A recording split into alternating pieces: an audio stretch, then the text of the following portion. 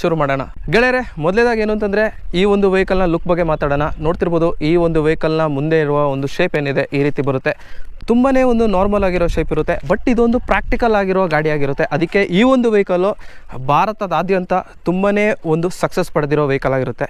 So ನಿಮಗೆ ಏನು ಅಂತಂದರೆ ವಿಸ್ತಾರವಾದ ಒಂದು ವಿಂಡ್ಶೀಲ್ಡ್ ಸಿಗುತ್ತೆ. ಯಾಕೆ ಅಂತಂದರೆ ಪೈಲಟಿಂಗ್ ವ್ಯೂ ತುಂಬಾ ಒಂದು ಚೆನ್ನಾಗಿದೆ. ಸೊ ಇಲ್ಲಿ ನೋಡ್ತಿರ್ಬೋದು 42 ಮಂತ್ಸ್ ಸೂಪರ್ ವಾರಂಟಿ ಅಂತ ಬೇರೆ ಇದೆ. ಇದೇನು ಅಂತಂದರೆ ಕಂಪನಿ ಕಡೆಯಿಂದ.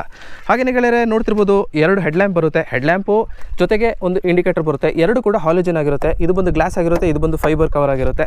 ಹಾಗೆಯೇ ಇನ್ನೊಂದು ಏನು ಅಂತಂದರೆ ಇದರ ಒಂದು ಬಾಡಿಯ ಒಂದು ಮೆಟಲ್ ಇದೆಯಲ್ಲ, ಇದು ತುಂಬಾ ಒಂದು ಥಿಕ್ನೆಸ್ ಇರುತ್ತೆ. ತುಂಬಾ ಒಂದು ಗಟ್ಟಿಮುಟ್ಟಾಗಿರೋ ಆಟೋ, ಬೇರೆ ಬ್ರ್ಯಾಂಡ್ ರೀತಿ ಅಲ್ಲ. ಹಾಗೆಯೇ ಇದರ ಒಂದು ಮಡಗಾಡು ಏನು ಅಂತಂದರೆ ಇದು ನಿಮಗೆ ಕಂಪ್ಲೀಟಾಗಿ ಫೈಬರ್ ಬರುತ್ತೆ. ಹಾಗೆಯೇ ಗೆಳೆಯರೆ ನೋಡ್ತಿರ್ಬೋದು ಏನು ಅಂತಂದರೆ ಡ್ರೈವರ್ನ ರೇಯರ್ ವ್ಯೂ ನೋಡೋಕ್ಕೆ ಒಂದು ರೇಯರ್ ವ್ಯೂ ಒಂದು ಮಿರರ್ ಸಿಗುತ್ತೆ. ಇದು ತುಂಬ ಒಂದು ಪ್ರಾಕ್ಟಿಕಲ್ ಆಗಿದೆ. ನೋಡ್ತಿರ್ಬೋದು ಸಿಂಪಲ್ ಇಂಜಿನಿಯರಿಂಗ್, ಜಸ್ಟ್ ಒಂದು ರಾಡ್ ಇದೆ, ಒಂದು ಮಿರರ್ ಇದೆ. ಸೊ ಗೆಳೆಯರೆ ನೋಡ್ತಿರ್ಬೋದು ಏನು ಅಂತಂದರೆ 3+1 ಒಂದು 3 ಜನ ಪ್ಯಾಸೆಂಜರು, ಒಂದು ಡ್ರೈವರ್ ಪಾಸಿಂಗ್ ಇರುತ್ತೆ. ಸೊ ಗಾಡಿಯ ಒಂದು ಸೈಡ್ ಪ್ರೊಫೈಲ್ ನೋಡ್ತಿರ್ಬೋದು. ಇದಕ್ಕೇನು ಅಂತಂದರೆ ಇದಕ್ಕೆ ಟಾರ್ಫಲ್ ಹಾಕಿಲ್ಲ. ಈ ಒಂದು ವೆಹಿಕಲ್ಗೆ ಕಂಪನಿಯಿಂದನೇ ಟಾರ್ಫಲ್ ಕೂಡ ಬರುತ್ತೆ. ಬಟ್ ಈ ವೆಹಿಕಲ್ನ ನಾನು ಯಾಕೆ ಚೂಸ್ ಮಾಡಿ ತೊಗೊಬಂದೆ ಅಂದರೆ ನಿಮಗೆ ಕರೆಕ್ಟಾಗಿ ಗೊತ್ತಾಗುತ್ತೆ. ಇದರ ಒಂದು ಬಿಲ್ಡ್ ಕ್ವಾಲಿಟಿ ನೋಡ್ತಿರ್ಬೋದು ಎಷ್ಟು ರಾಡ್ಸ್ ಇದೆ ಅಂತ. ಬರೀ ಒಂದೇ ಒಂದು ರಾಡಲ್ಲಿ ಕೊಟ್ಟಿಲ್ಲ, ತುಂಬಾ ಒಂದು ಗಟ್ಟಿಮುಟ್ಟಾಗಿದೆ.